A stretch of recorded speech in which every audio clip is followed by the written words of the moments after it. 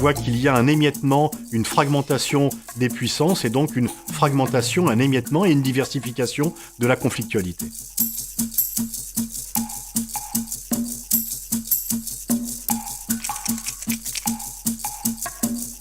Les guerres interétatiques, il n'y en a plus beaucoup. Il y a des menaces lourdes, par exemple entre l'Iran et l'Arabie Saoudite ou entre les deux Corées. Mais en tant que tel, on est passé plutôt à un stade des guerres infra-étatiques ou intra-étatiques, et on est beaucoup plus dans le domaine des guerres civiles internationalisées que des guerres entre deux États, forme classique du conflit. Alors bien sûr, tout ce qui concerne le Proche-Orient, avec notamment la Syrie, la Libye qui est également une zone de conflit, l'Irak qui n'est pas épargné, bien sûr le Yémen, qualifié par l'ONU de plus grave crise humanitaire du monde. Un conflit entre l'Érythrée et l'Éthiopie a stoppé, donc c'était une bonne chose. On a le conflit du Sud-Soudan, là aussi un conflit interne, avec de nombreux déplacés. Alors on parle bien sûr de l'annexion de la Crimée, qui est un acte illégal. On parle surtout des menaces plutôt cyber sur les pays baltes, d'un discours plus confrontatif de Poutine à l'égard du monde occidental. Mais en termes de menaces militaires, la Russie, quelle que soit sa volonté, n'a pas les moyens de menacer militairement les pays européens de l'OTAN, puisque le budget militaire russe, c'est 60 milliards de dollars. Le budget des pays européens de l'OTAN, c'est 250 milliards, plus le budget américain. Donc il y a effectivement un discours très offensif de la part de Poutine qui n'entend pas se faire commander et veut un peu montrer ses muscles par rapport à l'OTAN, mais on ne peut pas réellement parler de menace militaire. C'est plutôt un défi stratégique. Oui, très clairement, une seule Chine, c'est quelque chose qui est répété, et c'est plutôt en mer de Chine que Pékin fait monter ses assurances, essaye finalement de contrôler cette mer à des différends territoriaux qu'elle ne veut pas résoudre par la voie de la médiation internationale ou de la Cour de justice internationale, et cette montée en puissance de la Chine dans la mer de Chine inquiète ses voisins et crée finalement une coalition de pays qui sont tous comme point commun d'avoir une inquiétude face à la montée en puissance de la Chine dans cette région. Alors pour ceux qui croient à la dissuasion, la guerre nucléaire ne survient pas parce que chacun est empêché de le faire et les plus optimistes disent que malgré la confrontation possible entre la Chine et les États-Unis, ce qu'on appelle le piège de Thucydide, la puissance dominante n'accepte pas de se faire dépasser par celle qui est numéro 2, comme ce fut le cas entre Sparte et Athènes du temps de la guerre de Péloponnèse que Thucydide avait étudié. Eh bien, la dissuasion change tout et qu'il ne peut pas y avoir de conflit ouvert entre Pékin et Washington. Mais par contre, on voit bien, notamment du côté des Américains, il y a un refus de la maîtrise des armements. Il y a une dénonciation du traité sur les forces nucléaires intermédiaires qui avait été signé en 87 par Reagan et Gorbatchev et qui avait été interprété par beaucoup comme un premier pas vers la fin de la guerre froide. Et les États-Unis, de façon antérieure, en 2001, ont remis en cause le traité SALT I, signé lui par Nixon et Brejnev.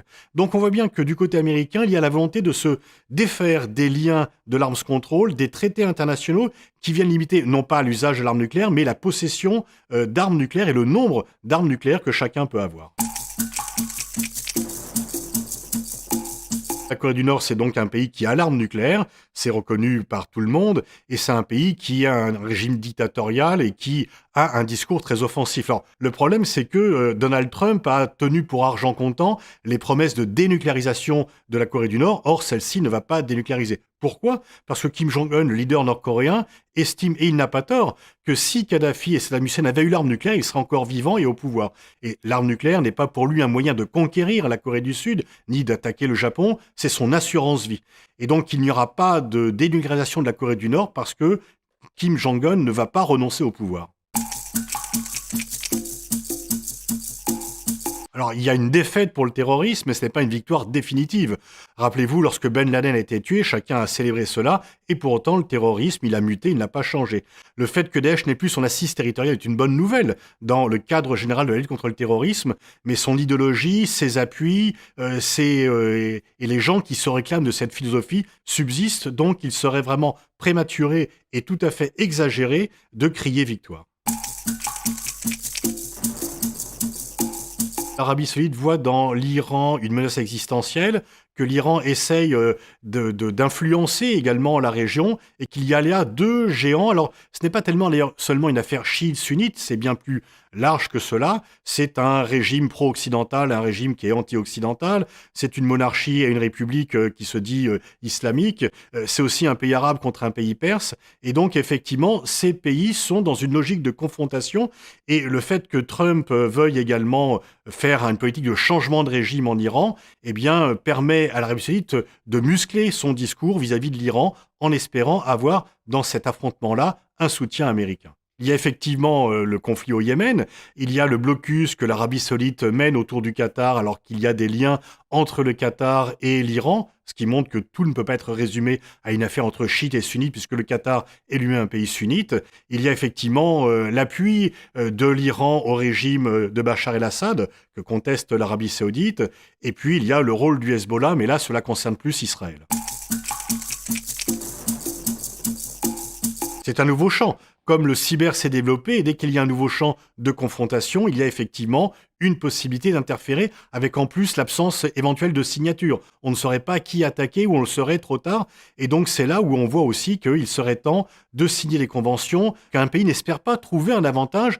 Et là on voit bien que dans ce domaine, il y a également une confrontation entre Pékin et Washington. Alors, je pense qu'il ne faut pas exagérer les réseaux russes dans les pays occidentaux. Ce n'est pas la Russie qui a fait élire Trump contre Hillary Clinton. C'est bien sûr pratique pour Hillary Clinton de dire cela. Ceci étant, il est vrai que les Russes sont très forts dans tout ce qui est cyber. Ils ont des réseaux de scientifiques extrêmement développés. Ils ont mis les moyens là-dessus. Ils sont loin par rapport à la Chine et aux États-Unis. Il y a un retard de la Russie en intelligence artificielle, mais ils ont effectivement des réseaux et des scientifiques très développés. Donc, c'est une de leurs forces. Alors, la Russie essaye effectivement de jouer sur la politique des pays européens, comme d'ailleurs les pays occidentaux ont essayé de jouer sur sa politique ou de ses pays voisins. Mais disons, à chaque fois qu'il y a une crise quelque part, on a toujours tendance à dire c'est un complot de l'étranger. Alors peut-être que la Russie se félicite de ce qui se passe et des difficultés internes des pays européens. Les Gilets jaunes n'ont pas été créés par Russia Today, ils leur donnent la parole. C'est d'abord une colère interne qui est la cause de la naissance de ce mouvement. Elle a déjà lieu parce que la guerre est de plus en plus robotisée. Il y a quand même des questions à se poser sur l'autonomie par rapport à la décision humaine de ces robots. Et c'est tout un champ nouveau qui est tout à fait ouvert. Et là aussi, pour l'instant, qui est illimité parce qu'il n'y a pas de contrainte sur la recherche, il n'y a pas de contrainte sur l'application de cette recherche. Et peut-être qu'il faudrait, au niveau international, trouver un modus vivendi pour qu'une fois encore, un pays ne fasse pas une avancée lui permettant de se dire qu'il a finalement un avantage sur les autres et qu'il ait l'illusion qu'une course aux armements serait gagnée par lui-même. Pour l'instant, on voit que les guerres qui font le plus de dégâts, qui font le plus de morts, sont des guerres à l'intérieur des frontières d'un pays et qu'elles sont menées avec des équipements militaires peu sophistiqués et peu importants. Ce ne sont pas les plus grandes puissances militaires qui font le plus de dégâts. Mais peut-être que la menace la plus lourde qui pèse sur la conflictualité en général, c'est la nature de la relation entre Pékin et Washington. Selon la nature de la relation entre ces deux grands pays, on aura un bras de fer qui pourrait éventuellement, dans le pire des cas, dégénérer en conflit où on peut espérer que la raison ou la dissuasion l'emporte.